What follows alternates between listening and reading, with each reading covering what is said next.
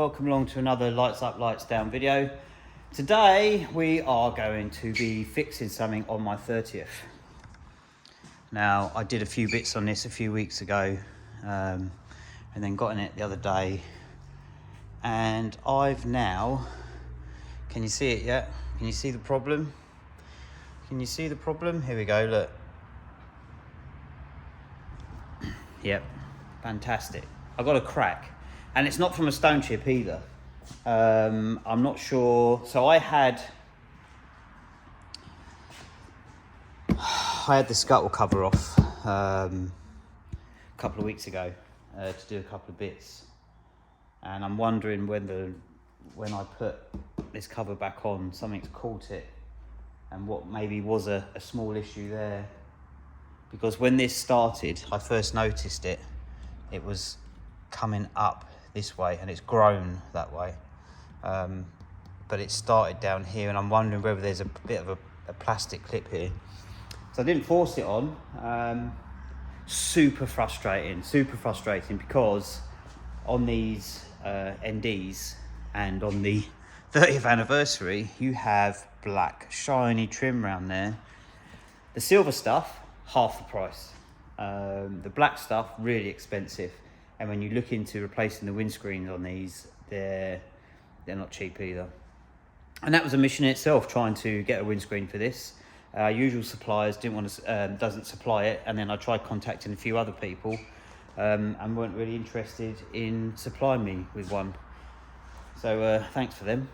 So I went and got a Mazda one, reluctantly, but I'm replacing it with an OEM like for like.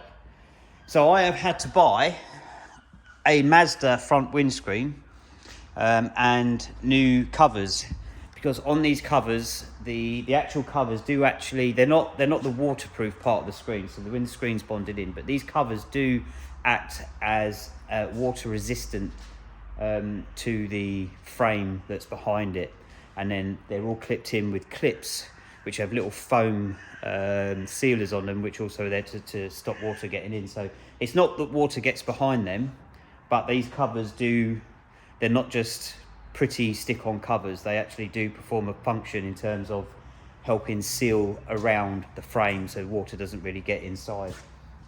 So I've got to remove all this, and I'm not really looking forward to it.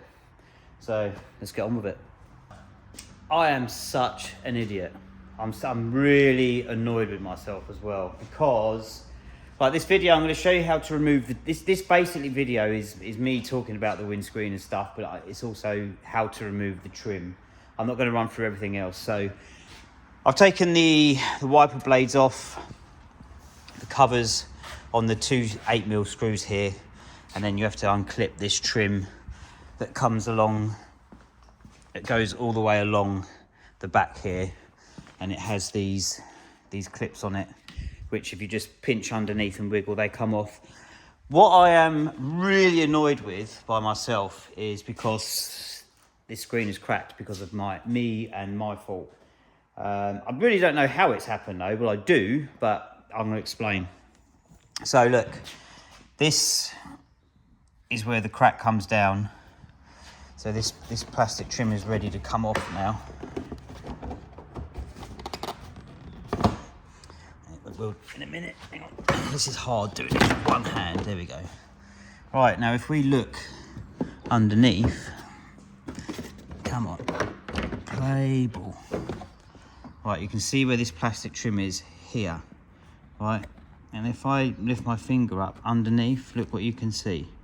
There's a little clip, and it's right in line with that. And I'm guessing that when I put this back in, for some reason, yeah, it's just caught the glass and the crack has gone up. Super frustrating, because this isn't a cheap fix. This has cost a lot of money. I'm guessing with some insurances and stuff, because this is through the garage, I don't have personal insurance. These vehicles are insured a different way, so I imagine if you've got windscreen cover, if you've got an ND, especially a 30th, I would definitely look into making sure that you are covered to probably around about £1,300 for your windscreen replacement. I did get a quote from a popular company, and it was £1,500 for them to come out and replace this screen. And that is, I think, allowing to replace all the plastic trim as well. It is not a cheap job. Super frustrating, because that's 100% my fault, that is. Because it appeared about a week after I had those plastics off. Right, let's stop moaning about it, Chris, and let's get on with this. So, yeah, I've got this plastic trim off. I'll next start the video when I'm starting to remove everything on the inside.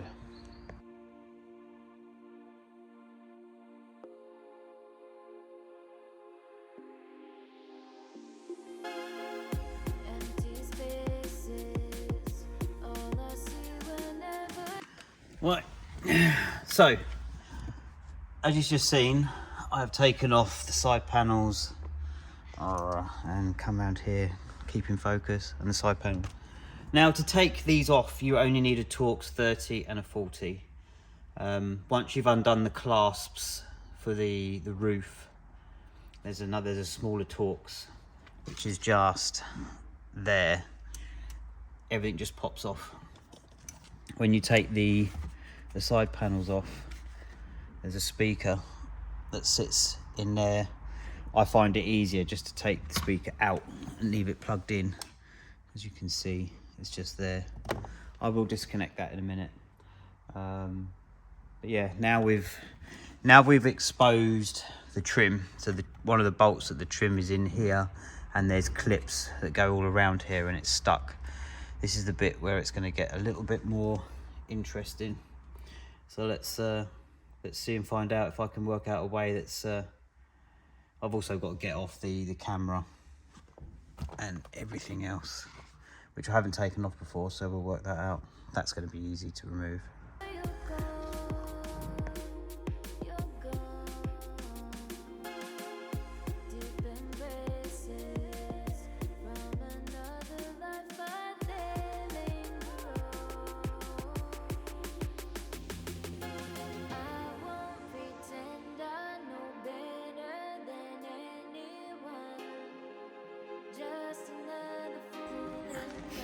Right, I have just removed everything, but I've put some bits back. The only difficult thing with this, doing it at the moment, is lighting is becoming a bit of a challenge. So, right, there we go. So I have taken the mirror off, but that was held in with a little Torx screw behind there. And so you unplug the wire that goes in that plug there, which is this one here, and then you just wiggle it off. Unplug these cables. Hang on, there we go. Unplug these cables from the camera and like the rain sensor. And then to remove these bits, and this is the tricky one, so let's have a look. So in here, can you see that plastic tab just at the top there? If you push that up, this will slide out. And then on here, it's got, everyone can see that. So at the front here, it's got like a tab. Put your finger in, and the same the other side. Oh, this is so difficult. Doing it with one-handed. It's easy to pull down. I don't want to drop it. There we go. You pull it out, and then it sort of just wiggles. He says, I need 2 hands on it. There you go. There we go. That can stay stored in there. I don't think I'm going to get this out one-handed. I'll try. I push up on that clip. Oh, there we go. There we go. And the camera comes off. There she is. Put that down there. So now, electronics disconnected. Oh, I need my tag.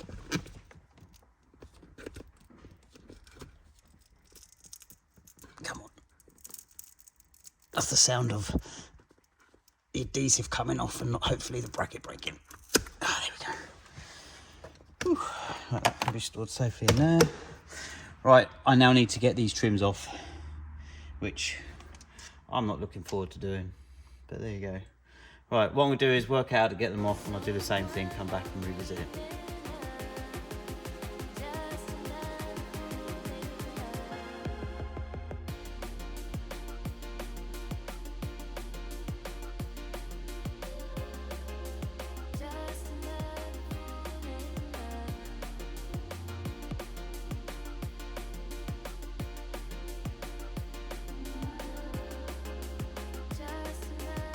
Right, that wasn't easy at all. So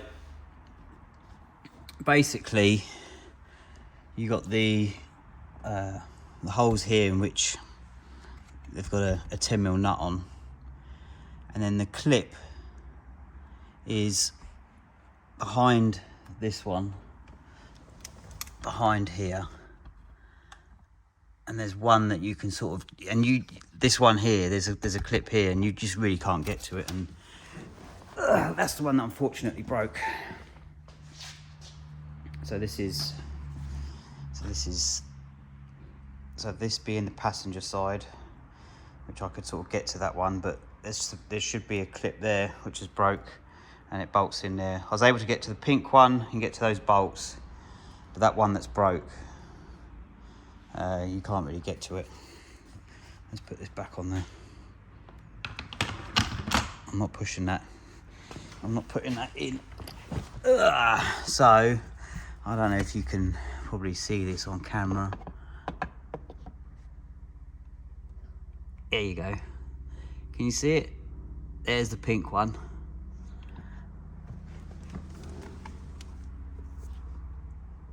There's the... where is it? There it is. Oh, hang on. There you go. There's the other pink one. And then it's, where is it? That one there. So that was using my plastic. I think you can just see it. Oh. Come on. That's from my plastic tool, that is. Oh, there it is. You can just sort of see it. Come on. See it? There we go. Not hard to get to at all, that. Thanks, Mazda, for not putting like a hole behind that. If those holes were like directly underneath those clips and a larger hole, you could get a socket and push that over that clip and just pop them off, and you could reuse them. But from what I looked at and what I researched, really hard chance they break. I mean, I possibly could reuse this. It's so new, the rubbers there look good. I would just have to look at probably doing something with that hole there. I don't know, I'll probably sell these second hand or something, because they're in good nick. I could probably glue that cover back on if someone wants a cheaper set, because these aren't cheap. They're really not cheap at all. They're ridiculous amounts of money. All right, I've got I've got the hard bit off. Let's try the side bits, see what happens.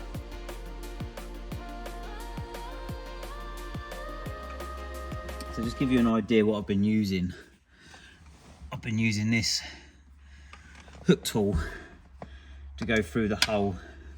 I think with that one that I couldn't get to, maybe if you had a longer tool, maybe that's my problem. My tool's too small. But maybe if your tool was slightly bigger, maybe you might get to that other one that you can't get to, or is harder to get to. I might have to try that maybe on a next one that we do. But what I do is, I can see the clip in this one. Let's see, this is just, I don't know if that's going to affect what you guys can see. It's a real pain in the bum.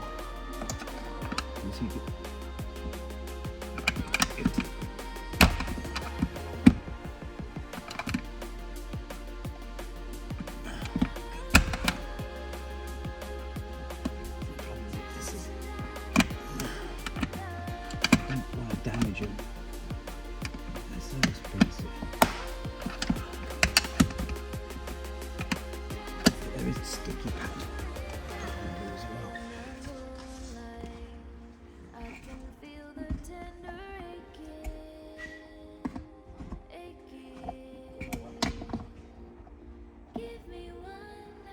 Okay, that one's off. See, it's not easy. Back time lapse.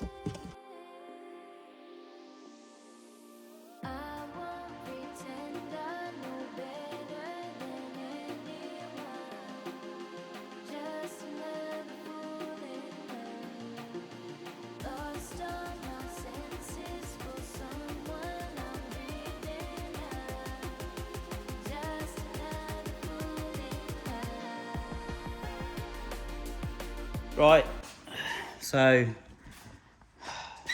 got the side pieces off.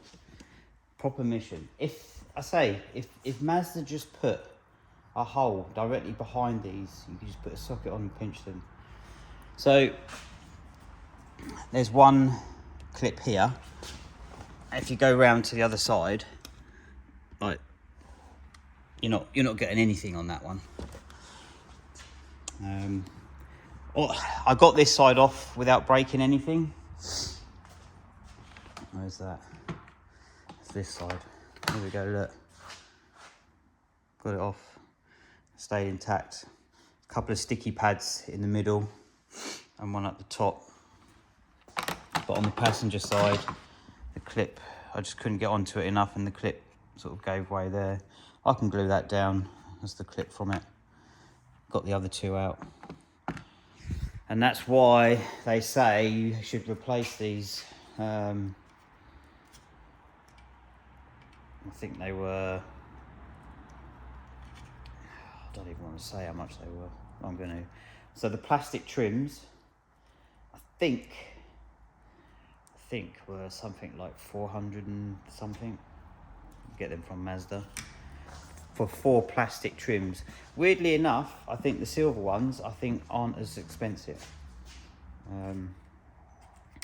But yeah, so that's that off now. Everything off the inside, and now I just need a Roy to take it out for me, and he's not here. I've got no way of getting home. This is the only vehicle. I don't think it's raining tonight, but I'm driving this home, and then tomorrow at work I've got to go and do something, and when I get back from that, I think I've got to shoot home, pick this up, get him to fit the screen in, and then worry about how I'm getting home and back to work and get on Saturday. This is a nightmare. It might be easy if I just get the wife to come pick me up. Anyway, we'll pick this video back up in just a sec for you guys when Roy's here and we're going to take the screen out. Right, morning time. I've now got a Roy here, and we're going to take this screen out. I'm not going to film it real time, we're going to do it in time lapse, so let's get this screen out and see how it goes.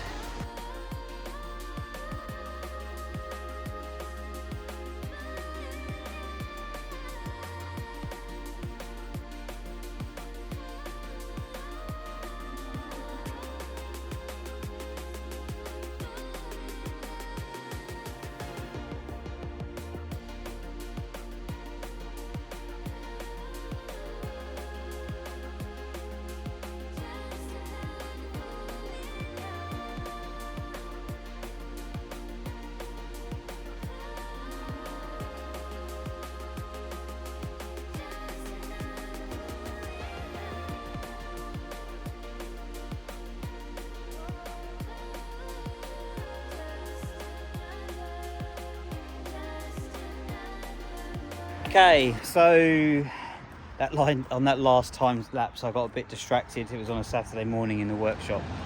I haven't filmed this all going back together. It's the reverse, so everything's all back in now. I think this video it's not really, I mean, it is a how-to. It's more of just another video really of what we're doing here or what I'm up to. But I think this video will be useful to some people who want to either remove their trims or remove everything from their windscreen. So yeah, hope you've enjoyed the video, and see you on the next one. Cheers, bye bye.